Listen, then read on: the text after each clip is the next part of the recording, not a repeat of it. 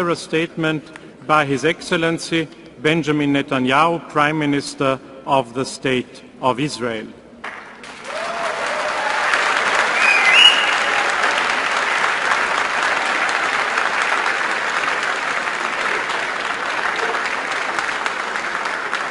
I have great pleasure in welcoming His Excellency Benjamin Netanyahu, Prime Minister of the State of Israel. Thank you. Thank you. I invite him to address the General Assembly. Thank you, Mr. President. Ladies and gentlemen, Israel has extended its hand in peace from the moment it was established 63 years ago. On behalf of Israel and the Jewish people, I extend that hand again today.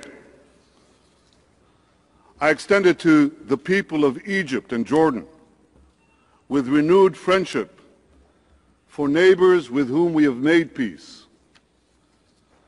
I extend it to the people of Turkey with respect and goodwill. I extend it to the people of Libya and Tunisia with admiration for those trying to build a democratic future. I extend it to the other peoples of North Africa and the Arabian Peninsula with whom we want to forge a new beginning. I extend it to the people of Syria, Lebanon, and Iran with awe at the courage of those fighting brutal repression. But most especially, I extend my hand to the Palestinian people with whom we seek a just and lasting peace.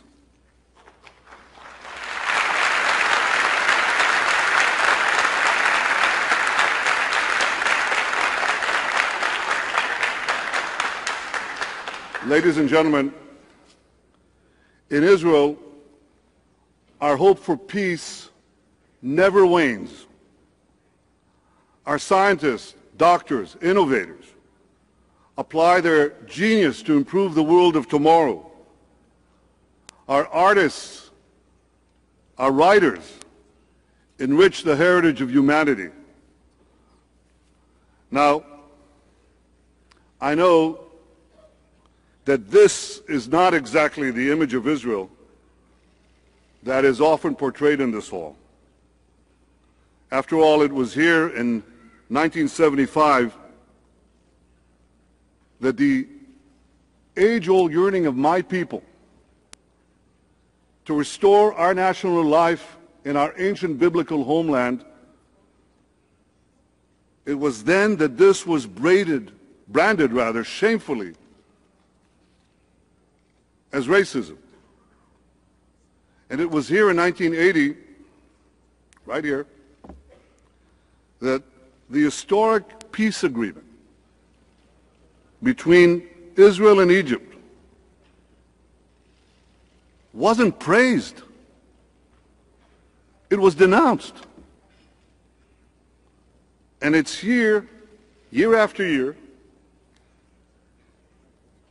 that Israel is unjustly singled out for condemnation. It's singled out for condemnation more often than all the nations of the world combined. 21 out of the 27 General Assembly resolutions condemn Israel, the one true democracy in the Middle East.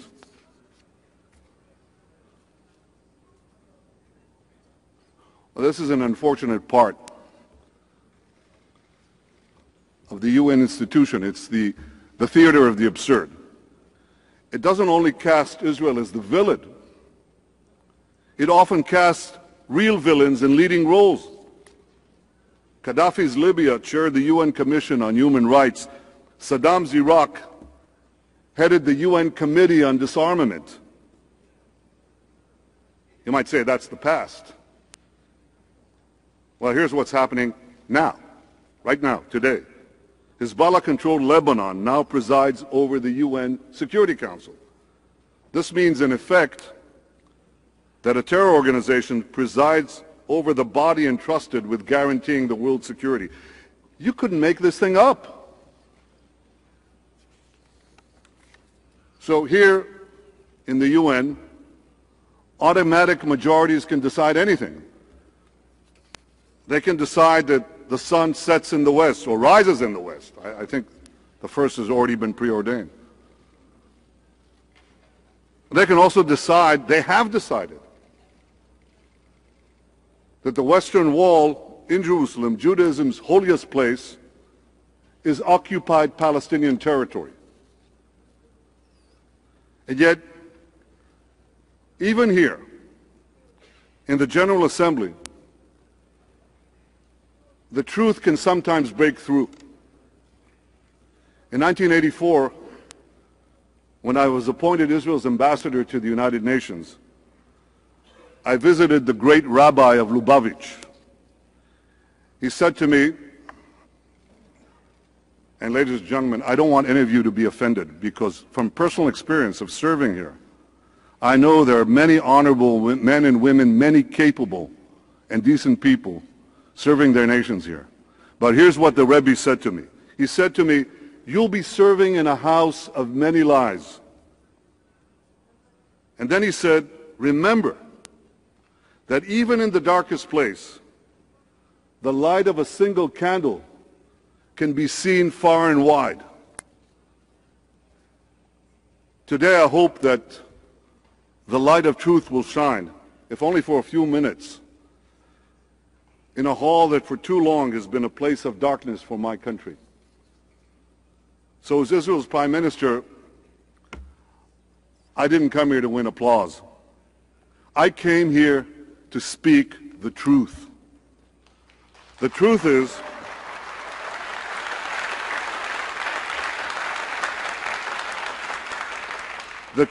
that Israel wants peace. The truth is that I want peace. The truth is that in the Middle East, at all times, but especially during these turbulent days, peace must be anchored in security. The truth is that we cannot achieve peace through UN resolutions, but only through direct negotiations between the parties. The truth is that so far the Palestinians have refused to negotiate.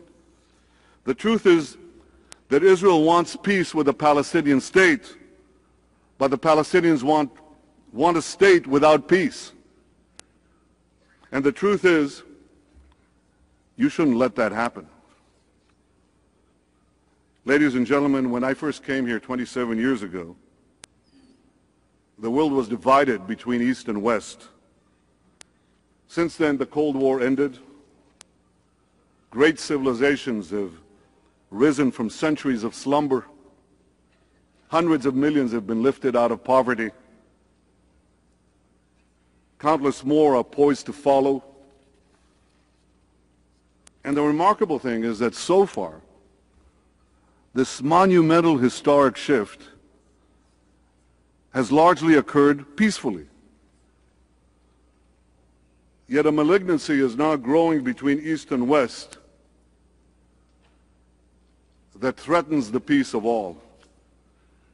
It seeks not to liberate, but to enslave, not to build, but to destroy. That malignancy is militant Islam. It cloaks itself in the mantle of a great faith, yet it murders Jews, Christians, and Muslims alike with unforgiving impartiality. On September 11th, it killed thousands of Americans, and it left the Twin Towers in smoldering ruins. Last night, I laid a wreath on the 9/11 memorial. It was deeply moving. But as I was going there, one thing echoed in my mind. The outrageous words of the president of Iran on this podium yesterday, he implied that 9/11 was an American conspiracy. Some of you left this hall. All of you should have.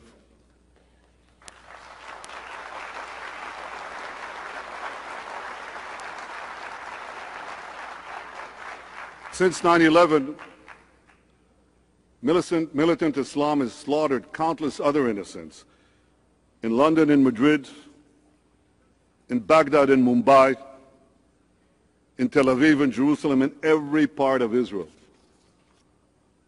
I believe that the greatest danger facing our world is that this fanaticism will arm itself with nuclear weapons. And this is precisely what Iran is trying to do. Can you imagine that man who ranted here yesterday? Can you imagine him armed with nuclear weapons? The international community must stop Iran before it's too late. If Iran is not stopped, we will all face the specter of nuclear terrorism, and the Arab Spring could soon become an Iranian winter. That would be a tragedy. Millions of Arabs have taken to the streets to replace tyranny with liberty. And no one would benefit more than Israel if those committed to freedom and peace would prevail. This is my fervent hope. But as the Prime Minister of Israel, I cannot risk the future of the Jewish state on wishful thinking. Leaders must see reality as it is, not as it ought to be. We must do our best to shape the future, but we cannot wish away the dangers of the present. And the world around Israel is definitely becoming more dangerous. Militant Islam has already taken over Lebanon and Gaza. It's determined to tear apart the peace treaties between Israel and Egypt and between Israel and Jordan. It's poisoned many Arab minds against Jews in Israel, against America and the West. It opposes not the policies of Israel, but the existence of Israel. Now, some argue that the spread of militant Islam, especially in these turbulent times, if you want to slow it down, they argue, Israel must hurry to make concessions, to make territorial compromises. And this theory sounds simple. Basically, it goes like this: leave the territory and peace will be advanced. The moderates will be strengthened, the radicals will be kept at bay, and don't worry about the pesky details of how Israel will actually defend itself. International troops will do the job. These people say to me constantly, just make a sweeping offer and everything will work out. You know, there's only one problem with that theory. We've tried it, and it hasn't worked. In 2000, Israel made a sweeping peace offer that met virtually all of the Palestinian demands. Arafat rejected it. The Palestinians then launched a terror attack that claimed 1,000 Israeli lives. Prime Minister Olmert afterwards made an even more sweeping offer in 2008. President Abbas didn't even respond to it. But Israel did more than just make sweeping offers. We actually left territory. We withdrew from Lebanon in 2000, and from every square inch of Gaza in 2005. That didn't calm the Islamic storm, the militant Islamic storm that threatens us. It only brought the storm closer and made it stronger.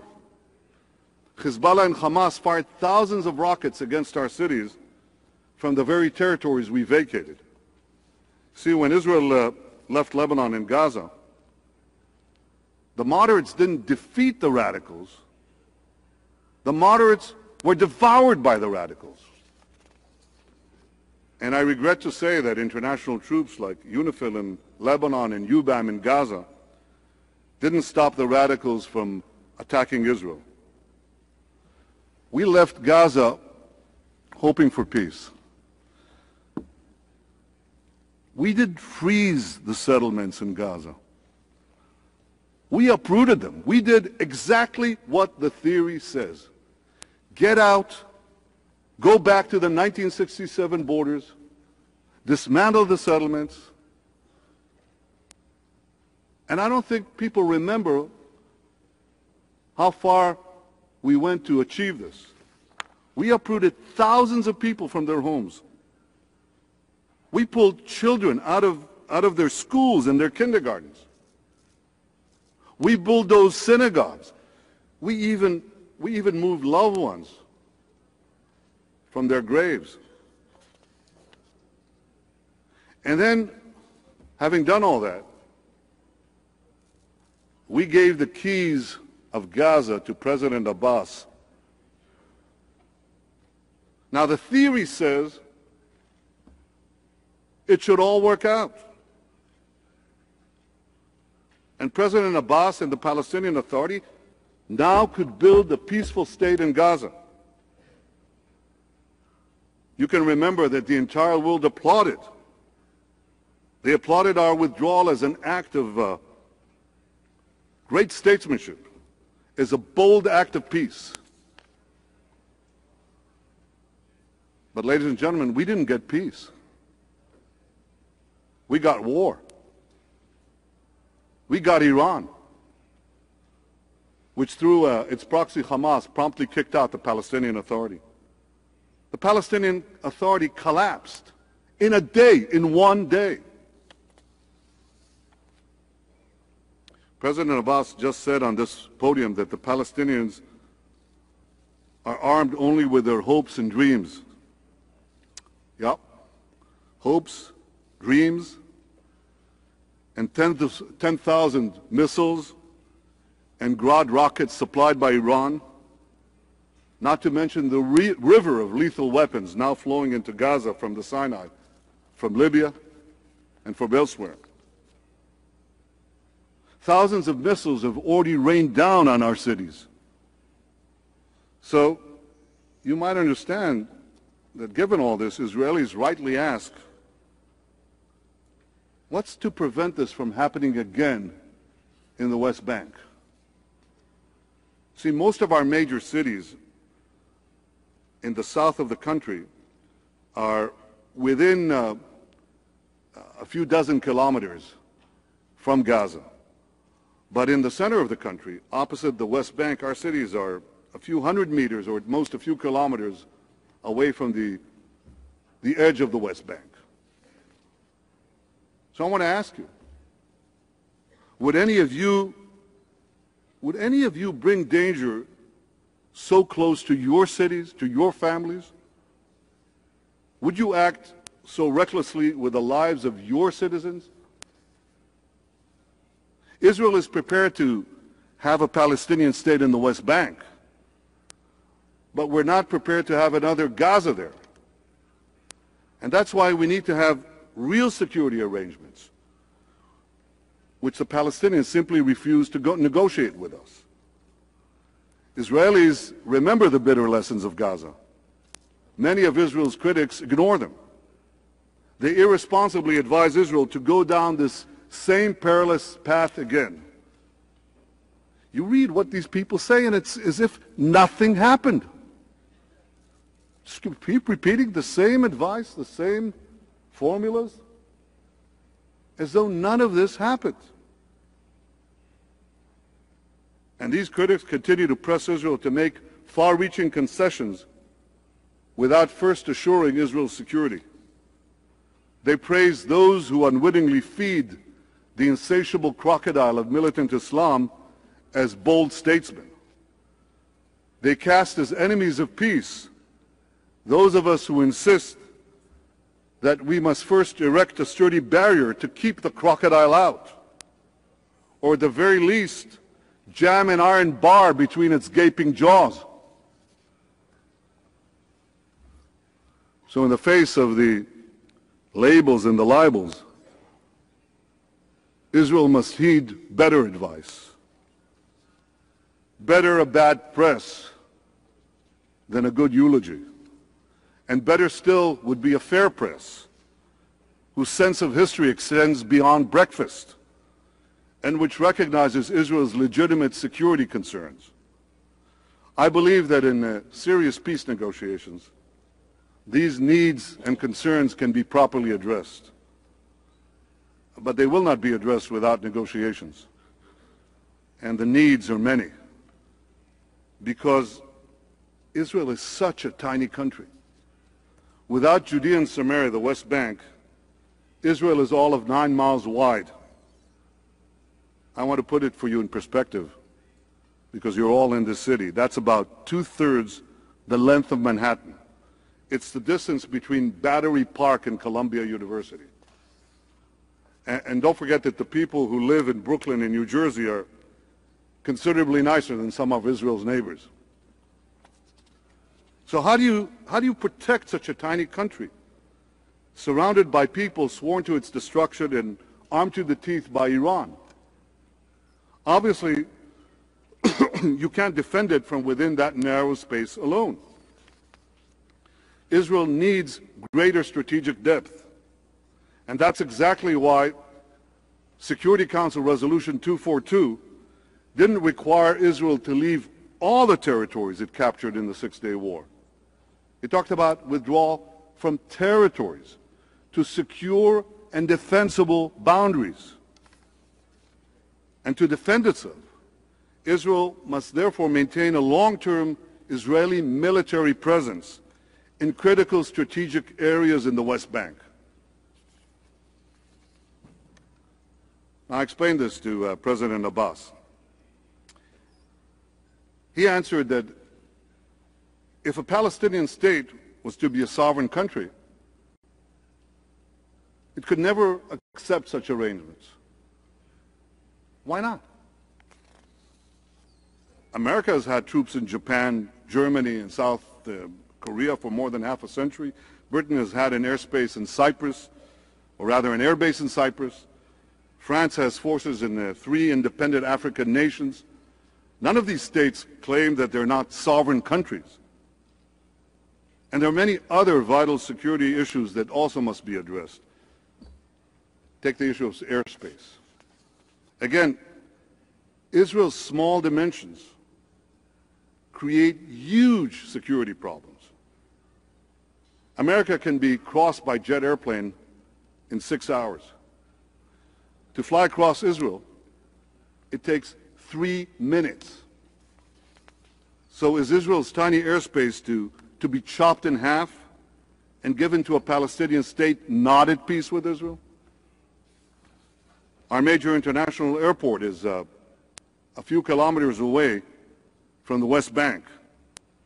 Without peace, will our planes become targets for anti-aircraft missiles placed in the adjacent Palestinian state? And how will we stop the smuggling into the West Bank? It's not merely the West Bank, it's the West Bank mountains. It just dominates the coastal plain where most of Israel's population sits below. How could we prevent the smuggling into these mountains of those missiles that could be fired on our cities? I bring up these problems because they're not theoretical problems. They're very real. And for Israelis, they're life and death matters. All these potential cracks in Israel's security have to be sealed in a peace agreement before a Palestinian state is declared, not afterwards. Because if you leave it afterwards, they won't be sealed.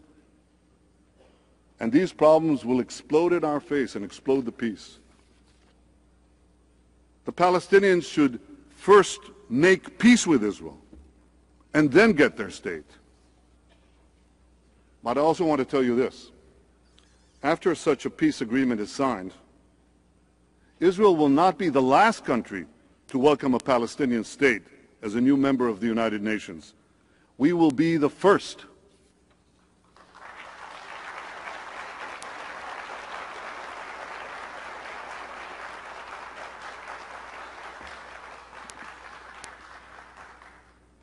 And there's one more thing.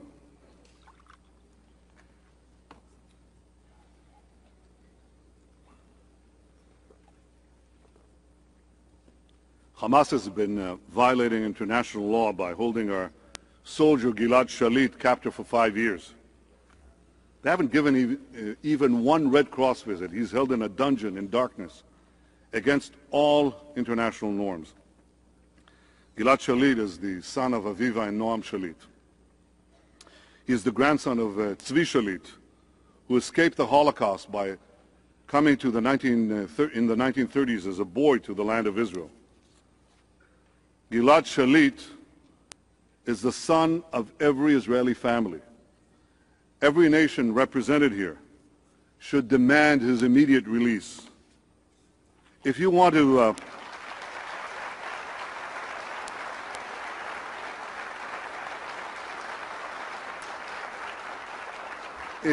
pass a resolution about the Middle East today, that's the resolution you should pass.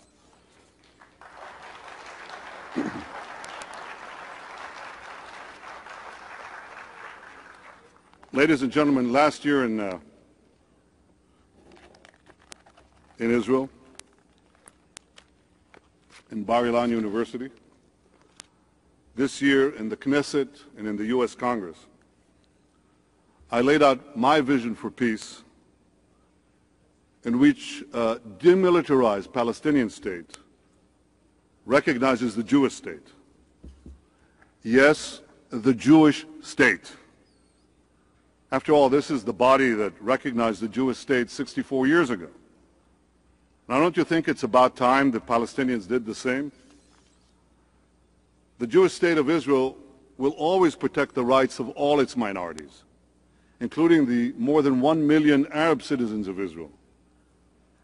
I wish I could say the same thing about a future Palestinian state. For as Palestinian officials made clear the other day, in fact, I think they made it right here in New York, they said the Palestinian state won't allow any Jews in it. They'll be Jew-free. Judenrein. That's ethnic cleansing. There are laws today in Ramallah that make the selling of land to Jews punishable by death. That's racism. And you know which laws this evokes. Israel has no intention whatsoever to change the democratic character of our state. We just don't want the Palestinians to try to change the Jewish character of our state. We want to give up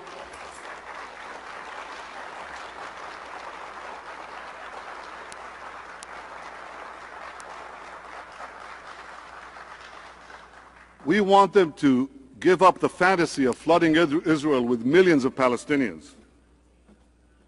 President Abbas just stood here and he said that the core of the Israeli-Palestinian conflict is the settlements. Well, that's odd. Our conflict has been raging was raging for nearly half a century before there was a single Israeli settlement in the West Bank. So if what President Abbas is saying was true, then I guess that the settlements he's talking about are Tel Aviv, Haifa, Jaffa, Beersheba. Maybe that's what he meant the other day when he said that Israel has been occupying Palestinian land for 63 years. He didn't say from 1967, he said from 1948. I hope somebody will bother to ask him this question, because it illustrates a simple truth. The core of the conflict is not the settlements. The settlements are a result of the conflict. The settlements have to be, it's an issue that has to be addressed and resolved in the course of negotiations. But the core of the conflict has always been, and unfortunately remains, the refusal of the Palestinians to recognize a Jewish state in any border. I think it's time that the Palestinian leadership recognizes what every serious international leader has recognized. From Lord Balfour and Lloyd George in 1917 to President Truman in 1948 to President Obama just 2 days ago right here. Israel is the Jewish state.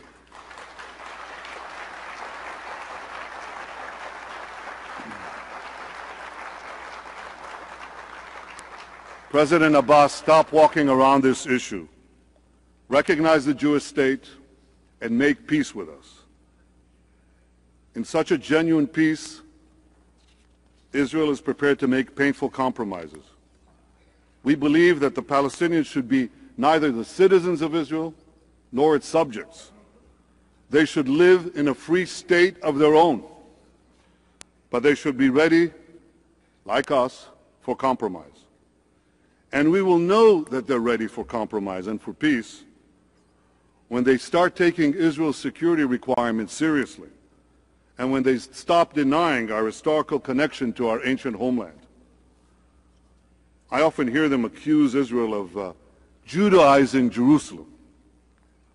That's like accusing America of Americanizing Washington or the British of Anglicizing London. You know why we're called Jews? Because we come from Judea. In my office in Jerusalem, there's an ancient seal. It's a signet ring of a Jewish official from the time of the Bible. The seal was found right next to the Western Wall, and it dates back 2,700 years to the time of King Hezekiah. Now there's a name of the Jewish official inscribed on the ring in Hebrew. His name was Netanyahu. That's my last name. My first name, Benjamin, dates back 1,000 years earlier to Benjamin, Binyamin, the son of Jacob, who was also known as Israel. Jacob and his 12 sons roamed these same hills of Judea and Samaria 4,000 years ago. And there's been a continuous Jewish presence in the land ever since. And for those Jews who were exiled from our land, they never stopped dreaming of coming back. Jews in Spain on the eve of their expulsion, Jews in the Ukraine fleeing the pogroms, Jews fighting the Warsaw Ghetto as the Nazis were circling around them. They never stopped praying. They never stopped yearning. They whispered, next year in Jerusalem, next year in the Promised Land.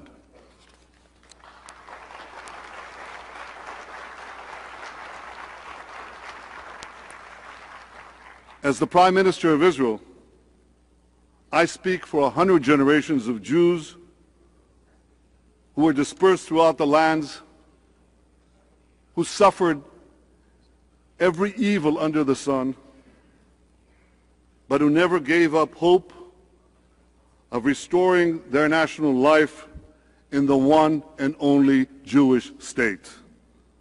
Ladies and gentlemen, I continue to hope that President Abbas will be my partner in peace. I've worked hard to advance that peace. The day I came into office, I called for direct negotiations without preconditions. President Abbas didn't respond. I outlined a vision of peace of two states for two peoples. He still didn't respond. I removed hundreds of roadblocks and checkpoints to ease freedom of movement in the Palestinian areas. This facilitated a fantastic growth in the Palestinian economy. But again, no response. I took the unprecedented step of freezing new buildings in the settlements for 10 months. No prime minister did that before, ever. Once again, you applaud, but there was no response.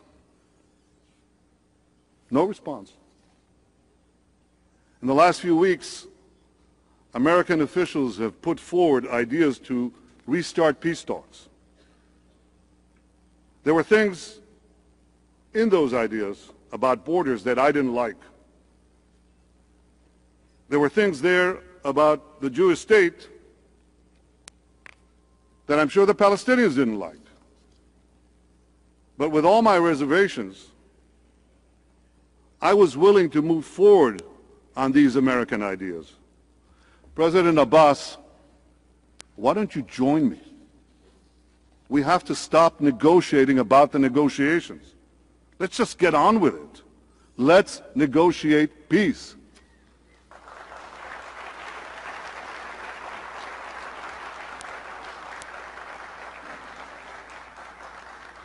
I spent years defending Israel on the battlefield. I've spent decades defending Israel in the court of public opinion. President Abbas, you've dedicated your life to advancing the Palestinian cause. Must this conflict continue for generations? Or will we enable our children and our grandchildren to speak in years ahead of how we found a way to end it? That's what we should aim for. And that's what I believe we can achieve. In 2.5 years, we met in Jerusalem only once, even though my door has always been open to you. If you wish, I'll come to Ramallah. Actually, I have a better suggestion. We've both just flown thousands of miles to New York. Now we're in the same city. We're in the same building. So let's meet here today in the United Nations.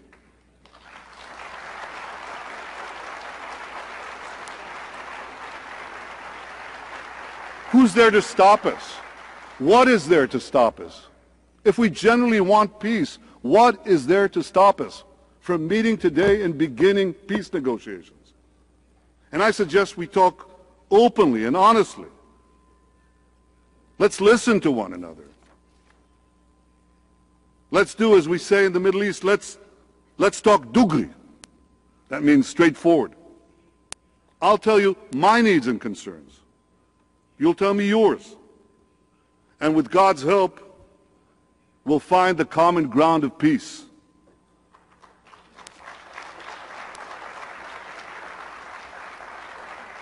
There's an old Arab saying that you cannot applaud with one hand. Well, the same is true of peace. I cannot make peace alone. I cannot make peace without you. President Abbas, I extend my hand, the hand of Israel in peace. I hope that you will grasp that hand. We are both the sons of Abraham. My people call him Avraham. Your people call him Ibrahim. We share the same patriarch. We dwell in the same land. Our destinies are intertwined. Let us realize the vision of Isaiah. Ha'am ha'olchim b'choshech ra'u or gadol. The people who walked in darkness will see a great light. Let that light be the light of peace.